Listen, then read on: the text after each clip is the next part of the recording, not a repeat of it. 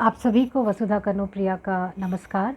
मित्रों, मैं आज आपको धर्मवीर भारती जी की कृति कनुप्रिया से एक रचना सुना रही हूँ, जिसका शीर्षक है तुम मेरे कौन हो। तुम मेरे हो कौन कनु, मैं तो आज तक नहीं जान पाई। तुम मेरे हो कौन कनु, मैं तो आज तक नहीं जान पाई। बार बार मुझसे मेरे मन ने आग्रह से, विस्मय से, तन्मयता से पूछा है, यह कनु तेरा कौन है, बूझ तो। बार बार मुझसे मेरी सखियों ने व्यंग से, कटाक्ष से, कुटिल कुटिल संकेत से पूछा है, कनु तेरा कौन है री, बोलती क्यों नहीं। बार बार मुझसे मेरे गुरुजनों ने कठोरता से, अप्रसन्नता से, रोष से पूछा है, यह कान्हा आखिर तेरा है कौन। मैं तो आज तक कुछ नहीं बता पाई। तुम मेरे सचमुच कौन हो कनु, मैं तो आज तक कुछ नहीं बता पाई। तुम मेरे सचमुच कौन हो कनु। अक्सर जब तुमने माला गूंथने के लिए कटीले झाड़ों में चढ़ चढ़कर मेरे लिए श्वेत रत्नारे करौंदे तोड़कर मेरे आंचल में डाल दिए हैं, तो मैंने अत्यंत सहज प्रीति से गर्दन झटकाकर वेड़ी झुलाते हुए कहा है, कनु ही मेरा एकमात्र अंतरंग सखा है। कनु ही मेरा एकमात्र अंतरंग सखा है। अक्सर जब तुमने दावाग्नि में सुलगती डालियों, टूटते वृक्षों, हहराती हुई लपटों और घुटते हुए धुएं के बीच निरुपाय, असहाय, बावली सी भटकती हुई मुझे साहसपूर्वक अपने दोनों हाथों में फूल की थाली सी सहेज कर उठा लिया और लपटें चीर कर बाहर ले आए, तो मैंने आदर, आभार और प्रगाढ़ स्नेह से भरे भरे स्वर में कहा है, कान्हा मेरा रक्षक है, मेरा बंधु है, सहोदर है।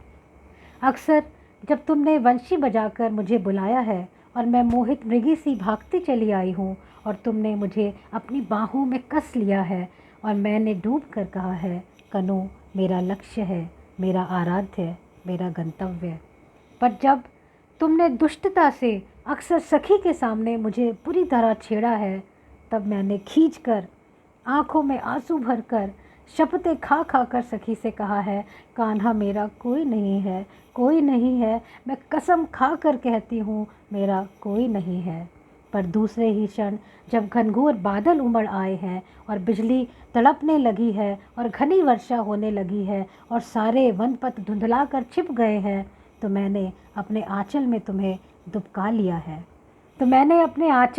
दुबका लिया है, तुम्हें सहारा दे देकर अपनी बाहों में घेर गांव की सीमा तक तुम्हें ले आई हूँ। और सच सच बताऊँ तुझे कनु सांवरे कि उस समय मैं बिल्कुल भूल गई हूँ कि मैं कितनी छोटी हूँ और तुम वही कान्हा हो जो सारे वृंदावन को जल प्रलय से बचाने का सामर्थ्य रखते हो। और मुझे केवल यही लगा है कि तुम छोटे से शिशु हो, असहाय, वर्षा में भीग भीग कर मेरे आंचल में दुबके हुए। और जब मैंने सखियों को बताया कि गांव की सीमा पर चितवन के छांव में खड़े होकर ममता से मैंने अपने वक्ष में उस छौने का ठंडा माथा दुबका कर अपने आंचल में उसके घने घुंघराले बाल पोंछ दिए थे, तो मेरे उस सहज उद्गार पर सखियां क्यों कुटिलता से मुस्कुराने लगी, यह मैं आज तक नहीं समझ पाई। लेकिन जब तुम्ही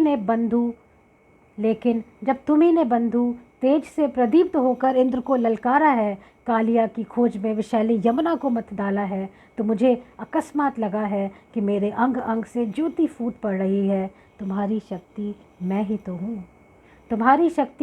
ही हूँ, तुम्हारा संबल, तुम्हारी योग माया, इस निखिल पारावर में ही परिव्याप्त हूँ, विराट, सीमाहीन, अदम्य, दुर्दांत। किंतु दूसरे ही क्षण जब तुमने वेदसलता कुंज में गहराती हुई गोधुली वेला में आम के एक बौर को चूर चूर कर धीमे से अपनी चुटकी में भरकर मेरे सीमांत पर बिखेर दिया, तो मैं हतप्रत हो गई।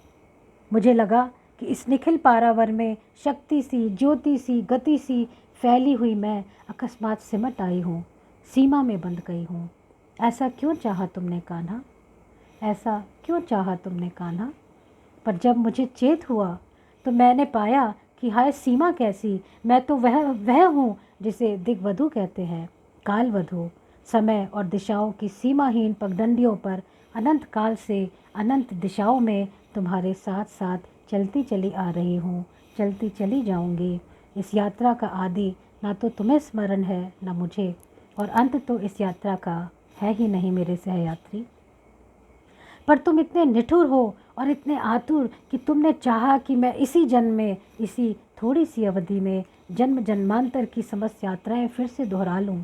और इसीलिए संबंधों की इस घुमावदार पगडंडी पर क्षण पर तुम्हारे साथ मुझे कितने आकस्मिक मोड़ लेने पड़े हैं कि मैं बिल्कुल भूल ही गई हूँ कि मैं कहाँ हूँ, कि मैं अब कहाँ हूँ और तुम मेरे कौन हो। और इस निराधार भूमि पर चारों ओर से पूछे जाते हुए प्रश्नों की बौछार से घबराकर मैंने बार बार तुम्हें शब्दों के फूल पाश में जकड़ना चाहा है। घबराकर मैंने बार बार तुम्हें शब्दों के फूल पाश में जकड़ना चाहा है। सखा, बंधु, आराध्य, शिशु, दिव्य, सहचर, और अपने को नई व्याख्याएं देना चाहिए हैं। सखी, साधिका, बांधवी, माँ, वधु, सहचरी। और मैं बार बार नए नए रूपों में उमड़ उमड़ कर तुम्हारे तट तक आई, और तुमने हर बार अथाह समुद्र की भांति मुझे धारण कर लिया, विलीन कर लिया, फिर भी अकूल बने रहे। मेरे सांवले समुद्र, मेरे सांवले समुद्र, तुम आखिर हो कौन मेरे सांवले समुद्र, तुम आखिर हो मेरे कौन। मैं इसे कभी माप क्यों नहीं पाती, मैं इसे कभी माप क्यों नहीं पाती, मैं इसे कभी माप क्यों नहीं पाती। बहुत बहुत शुक्रिया, धन्यवाद।